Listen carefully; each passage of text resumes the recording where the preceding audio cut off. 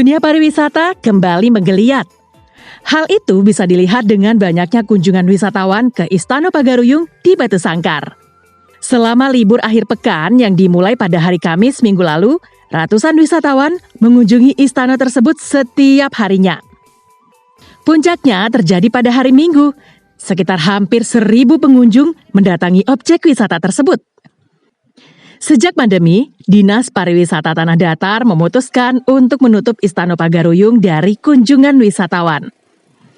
Aktivitas Istana mulai dibuka untuk umum pada akhir bulan lalu, usai pemerintah melakukan vaksinasi. Namun, jam operasionalnya dibatasi hanya setengah hari. Awal Maret, Istana Pagaruyung mulai beroperasi secara normal dan menerima kunjungan wisatawan. Namun operasionalnya selalu menerapkan protokol kesehatan dengan ketat. Sebelum memasuki objek wisata, mereka harus melewati gerbang dan disemprot cairan desinfektan. Pengunjung juga diwajibkan mengenakan masker dan mencuci tangan jika hendak masuk ke dalam istana. Di dalam istana sendiri jumlah pengunjung juga dibatasi, yakni sekitar 100 orang.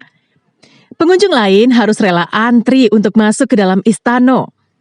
Pembatasan jumlah pengunjung di dalam istana bertujuan untuk menjaga jarak sesama pengunjung saat berada di dalam istana. Pertama, menjelang masuk di dalam pintu gerbang itu dilakukan pengecekan suhu, kemudian penurunan tamu naik dari depan turun dari belakang, dan selalu kita sosialisasikan untuk selalu menerapkan protokol, menggunakan masker, jaga jarak, dan rajin mencuci tangan.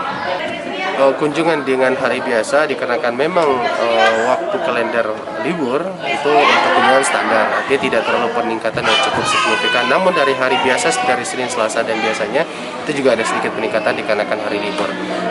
Istana Pagaruyung merupakan sebuah objek wisata yang menyimpan beraneka ragam peninggalan kerajaan Pagaruyung.